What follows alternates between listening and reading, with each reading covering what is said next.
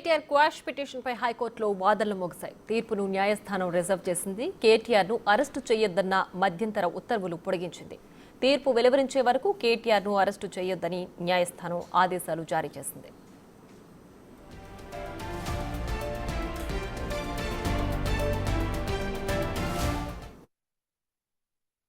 కేటీఆర్ గారి మీద registration ACB registration FIR ఉందో దాని మీద వాదోపవాదనలు ఈరోజు హైకోర్టులో ముగిసినాయి. జడ్జి గారు తీర్పును రిజర్వ్ చేసినారు. తీర్పు ఇచ్చే వరకు కేటీఆర్ గారిని అరెస్ట్ చేయొద్దని ఏసీబీకి ఆదేశాలు ఇచ్చినారు.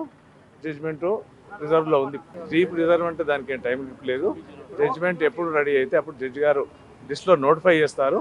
నోటిఫై చేసిన తర్వాతనే మనకు తెలుస్తుంది. అప్పటి వరకు జడ్జిమెంట్ ఎప్పుడు వస్తుందని ఎవరికి తెలియదు.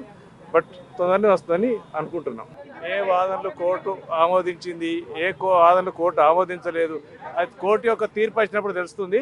వాదనలు జరిగినాయి, వాదనలు విన్నారు జడ్జి గారు, తీర్పును రిజర్వ్ చేసినారు.